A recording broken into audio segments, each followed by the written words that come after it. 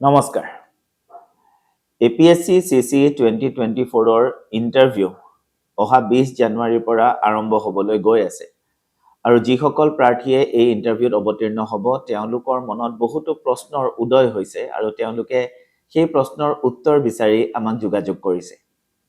তেওঁলোকৰ সহায় হোৱাকৈ আমি আজিৰ এই ভিডিঅ'টো প্ৰস্তুত কৰি উলিয়াইছো তেওঁলোকে আমাক সুধিছে যে এই ইণ্টাৰভিউটোৰ কাৰণে প্ৰস্তুতি তেওঁলোকে কেনেকৈ চলাব কোনবিলাক দিশত তেওঁলোকে অধিক গুৰুত্ব দিব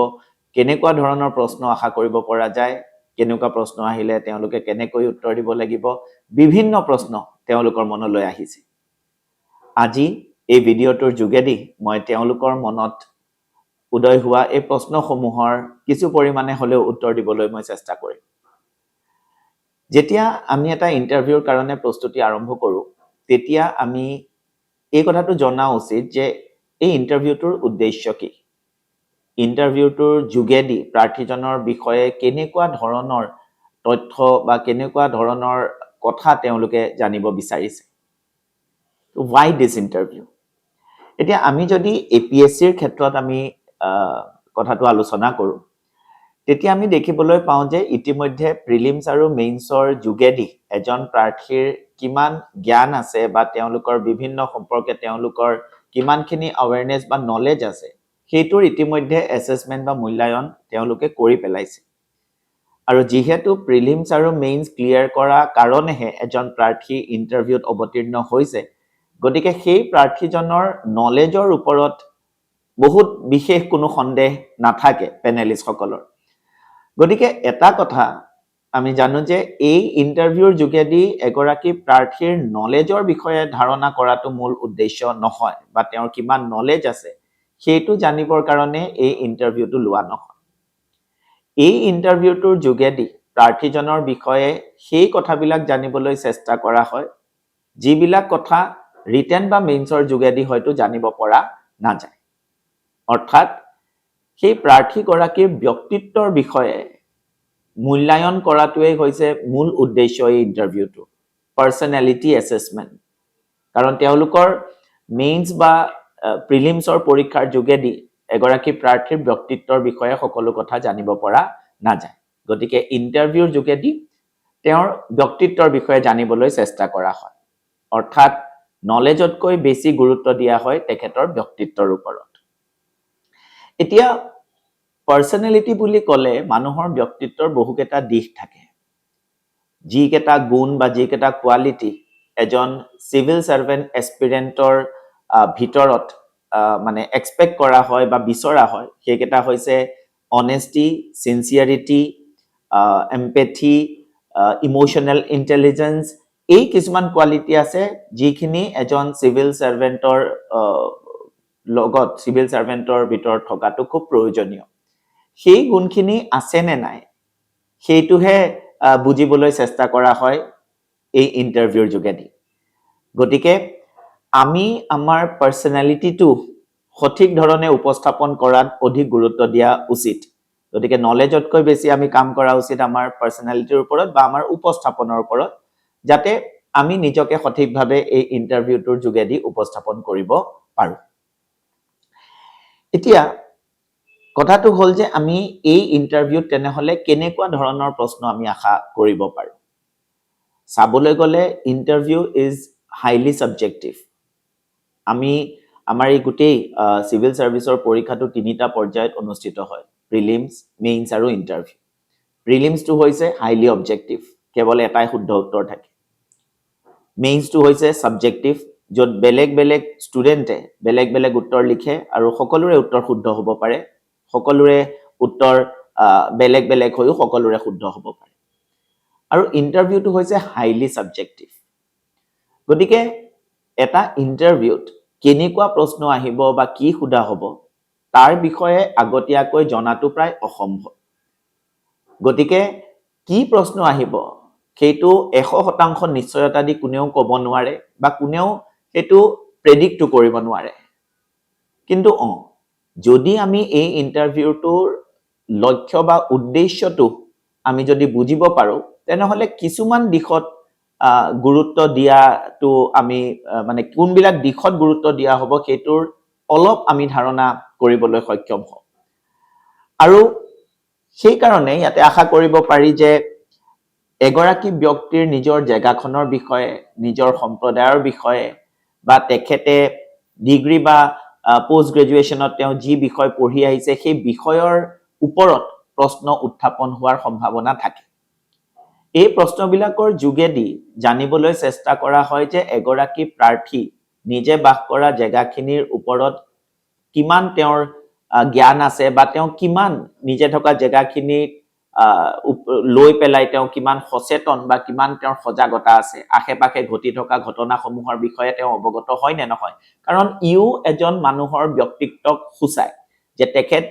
আশে-পাশে ঘটি থকা ঘটনাসমূহক লৈ কিমান সচেতন কিমান সজাগ বা তেওঁ নিজৰ বিষয়ে কিমানখিনি জানে নিজৰ জেগাখনৰ বিষয়ে নিজৰ সম্প্ৰদায়ৰ বিষয়ে তেওঁ কিমানখিনি জানে সেই কথাটো জানিবৰ কাৰণে বা তাৰ এটা ধাৰণা কৰিবৰ কাৰণে প্ৰাৰ্থীসকলক প্ৰায়ে তেখেতৰ নিজৰ জেগাখিনিৰ বিষয়ে নিজৰ সম্প্ৰদায়ৰ বিষয়ে সোধা হয় ইয়াৰ লগতে গ্ৰেজুৱেশ্যন বা পোষ্ট গ্ৰেজুৱেশ্যনৰ বিষয়সমূহৰ ওপৰতো কিছুমান প্ৰশ্ন কৰা প্ৰায় দেখা যায় কিয়নো এই প্ৰশ্নবিলাকৰ যোগেদি ধাৰণা কৰিবলৈ চেষ্টা কৰা হয় যে প্ৰাৰ্থীজনে নিজৰ পঢ়া শুনা কিমান নিষ্ঠা সহকাৰে তেওঁ সম্পন্ন কৰিছে নিজৰ কাম তেওঁ কিমান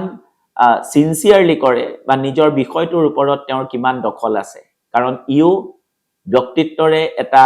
দিশ বুলি ক'ব পৰা যায় যে যিখিনি সময় যিখিনি কাম কৰিব লাগে সেই কামখিনি তেওঁ নিয়াৰিকৈ কৰিছে নাই নিষ্ঠা সহকাৰে কৰিছে নে নাই সেইটো জানিবৰ কাৰণে তেওঁ পঢ়ি অহা বিষয়বিলাকৰ ওপৰতো প্ৰশ্ন সোধা প্ৰায় দেখা যায় ইয়াৰ উপৰি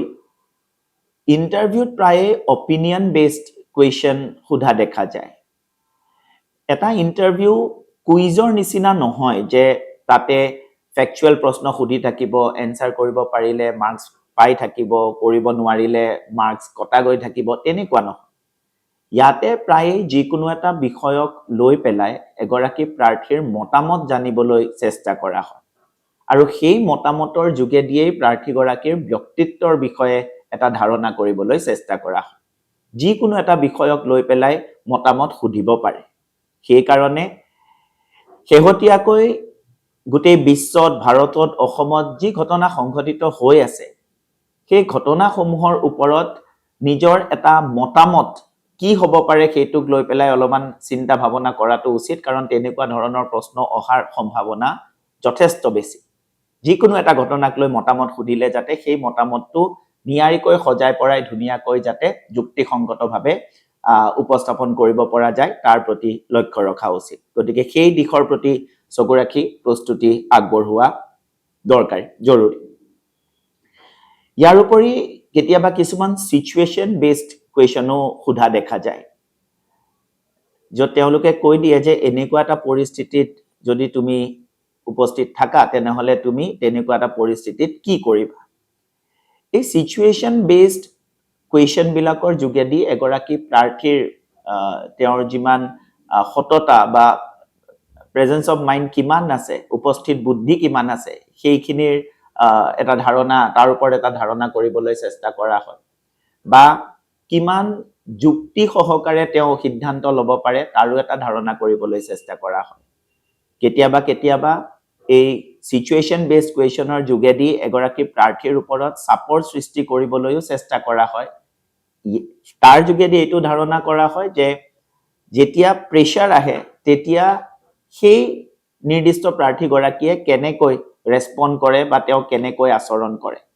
গতিকে সিচুৱেশন বেসড কুৱেশ্যনৰ কাৰণেও আমি সাজু থকা উচিত আৰু সিচুৱেশন বেসড কুৱেশ্যন যেতিয়া আহিব তাতে হয়তো কোনো ভুল শুদ্ধ উত্তৰ নাথাকে কিন্তু আমি কিমান সৎ হয় বা আমি আমাৰ উপস্থিত বুদ্ধি কিমানখিনি আছে সেইটো যাতে আমি সেই উত্তৰটোৰ সহায়েৰে বুজাই দিব পাৰো তাৰ প্ৰতি লক্ষ্য ৰখা উচিত তাৰ পিছতে অসমৰ কালচাৰ অসমৰ হিষ্ট্ৰী অসমৰ লিটাৰেচাৰ অসমৰ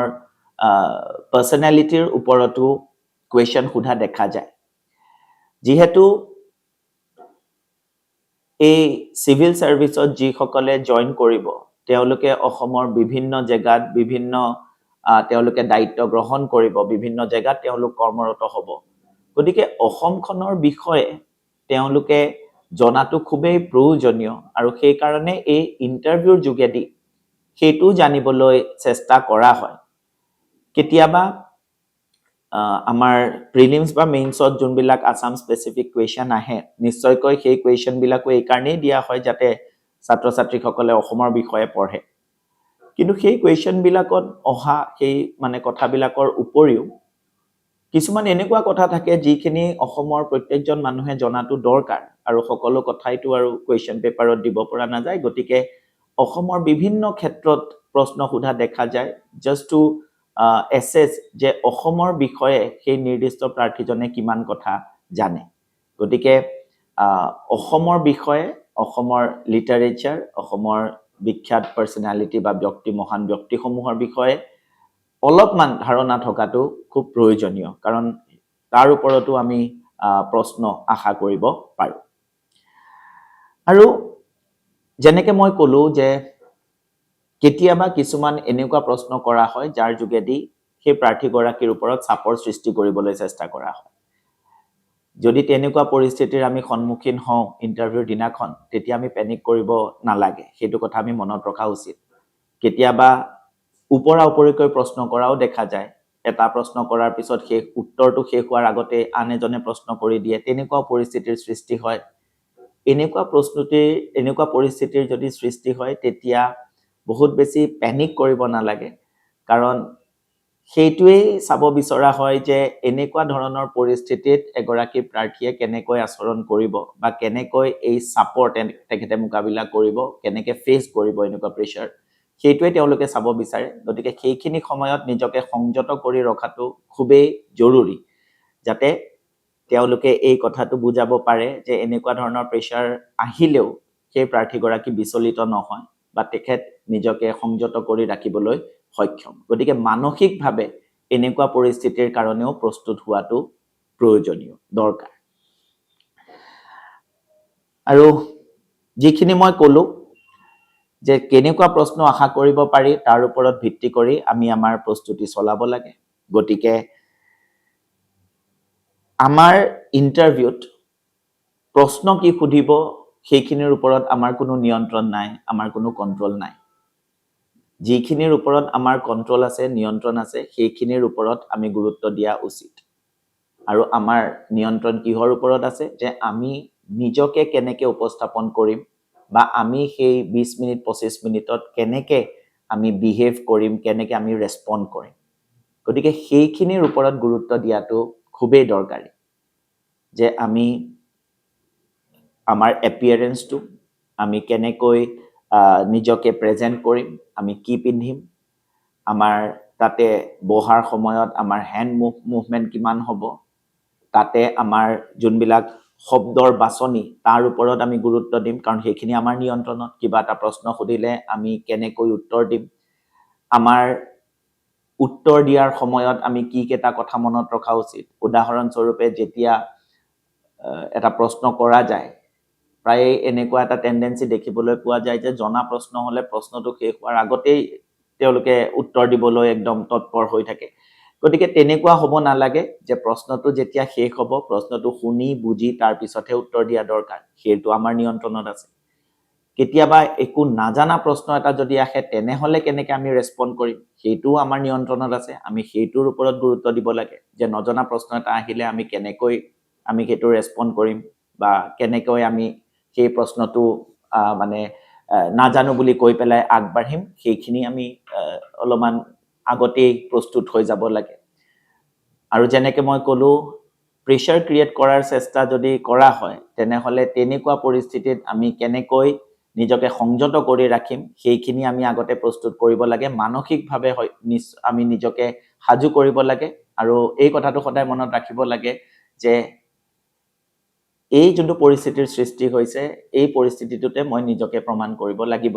মই নিজকে সংযত কৰি ৰাখিব লাগিব গতিকে সেই কথাবিলাকত আমাৰ নিয়ন্ত্ৰণ আছে আৰু আমি সেইখিনিৰ ওপৰত গুৰুত্ব দিয়াটো উচিত বাকি এজন শক্তিশালী ব্যক্তিত্বৰ এজন প্ৰাৰ্থীৰ যিমানখিনি সজাগতা থকা উচিত সেই সজাগতাখিনি যাতে আমাৰ থাকে তাৰ কাৰণে আমি ওচৰে পাজৰে যি হৈ আছে শেহতীয়াকৈ যি ঘটনা সংঘটিত হৈছে তাৰ ওপৰত আমি ন্যূনতম জ্ঞানখিনি আহৰণ কৰি ৰখা উচিত আমি আমাৰ গ্ৰেজুৱেশ্যনৰ পোষ্ট গ্ৰেজুৱেশ্যনৰ বিষয়সমূহ অলপমান আমি ৰিভাইজ কৰি লোৱা উচিত আমি অসমৰ বিষয়ে যিমান পাৰো সিমান জানিবলৈ চেষ্টা কৰা উচিত নিজৰ জেগাখনৰ বিষয়ে বা নিজৰ জেগাখনৰ গোটেই প্ৰশাসনিক ব্যৱস্থা বা ইলেকশ্যনৰ কোনটো কনষ্টিটুৱেন্সি হয় লোকসভা কনষ্টিটুৱেন্সি কোনটো হয় আমাৰ বিধানসভা সমষ্টি কোনটো হয় এই কথাবিলাক যাতে আমি জানি ৰাখো এইটো খুব প্ৰয়োজনীয় গতিকে